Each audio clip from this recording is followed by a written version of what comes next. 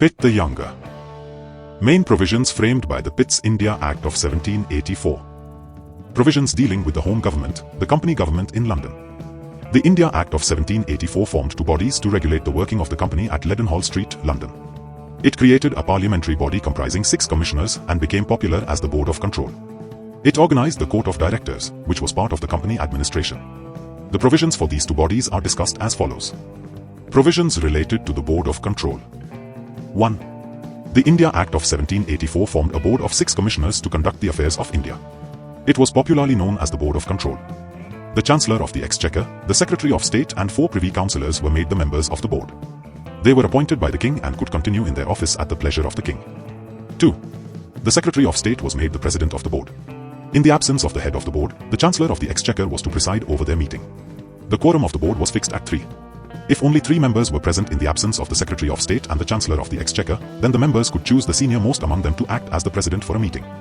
The President of the board had the casting vote in case of equal division of the opinion. 3. The board was empowered to superintend, direct and control all the acts and operations related to the civil or military or revenue administration of the British possessions in the East Indies. 4. The board was authorized to get full access to the records of the company. No dispatch other than of a commercial nature was allowed to be sent to India without their approval. 5. The board was authorized to approve, disapprove or amend the letters, orders and instructions submitted to them by the company, and the company was bound to send such dispatches to their servants. 6. The board was empowered to direct the directors of the company to prepare an order or a dispatch on any subject. In case such instructions were not complied with within 14 days, the board could prepare a dispatch and direct the directors to transmit the instructions to the governments of India. 7. The Board of Control was imparted power to send its urgent and secret orders and directions through a secret committee of the directors constituted of up to 3 members. The secret committee of the Court of Directors was bound to transmit them to the governments in India without sharing them with the rest of the members of the Board of Directors. The Board of Control later used this provision in a manner that it became the actual authority. 8. The Board of Control was not given any power of patronage. It meant they could not directly appoint or dismiss any servant from the service of the company. 9. The Court of Proprietors was forbidden to annul or suspend any resolution of the directors which had received the approval of the Board of Control. 10. The Parliament had granted itself the right to pay the salaries, charges and expenses of the Board of Control out of the revenues of India. Such payments were restricted to the upper limit of £16,000. Provisions governing the Court of Directors. 1. The earlier structure of the Court of Directors, which included 24 members, was retained. The Court of Directors was given commercial privileges. It meant that all the acts and orders related to the commercial activities of the company were the exclusive right of the Court of Directors. In the case the directions of the Board of Control encroached upon this privilege of the directors were given the right to appeal to the King in Council. 2. The Court of Directors was allowed the right of patronage. This provision gave them the exclusive right to appoint and dismiss their own servants. However, the Board of Control was given the power to recall a servant of the company. It turned into a crucial feature that made the Board of Control gradually more powerful. 3. A secret committee of the members of the Court of Directors was formed. The secret committee was given the mandate to work directly with the Board of Control. Provisions governing the central government in India. Established by the company. The India Act of 1784 also laid out provisions that worked in India. The British Parliament legislated to exercise its power on the company administration on the territory of India. A brief of the provisions is given below. 1. The number of members of the Governor-General in Council was reduced from 4 to 3. One of the members was to be the Commander-in-Chief of the company army in India. The Governor-General was given the right of casting vote. By this arrangement, the Governor-General's authority over his council was established. It removed the shortcomings of the Regulating Act. 2. Only the covenanted servants were made eligible for the appointment to the Council of the Governor-General.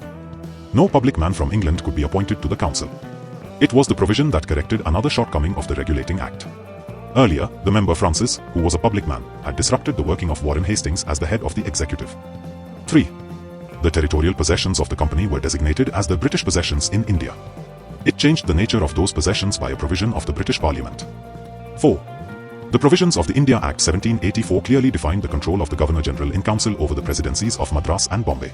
The provisions clearly stated that Governor-General in the Council was to have full power and authority to superintend, direct and control the presidencies in the matters of war, peace and revenue and any other point as might be specially referred to their superintendence and control by the Court of Directors.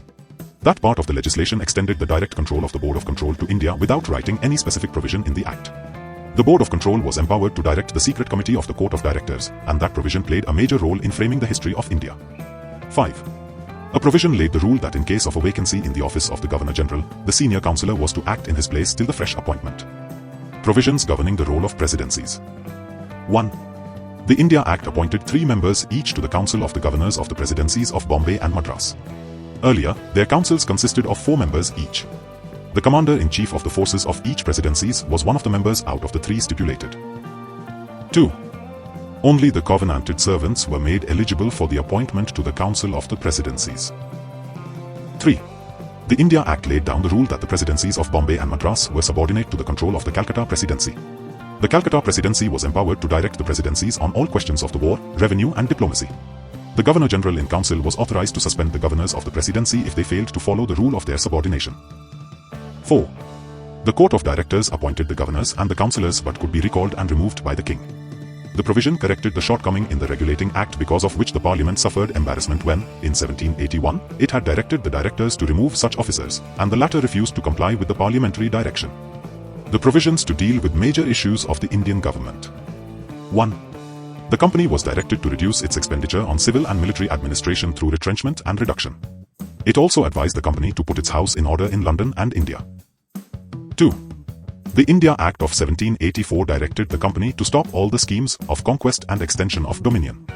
The Act clearly stipulated that, to pursue schemes of conquest and extension of dominion in India were measured repugnant to the wish, the honour and policy of this, Britain, nation. 3. The India Act specifically directed the company to disallow the servants of the company to deal in money matters with the native princes.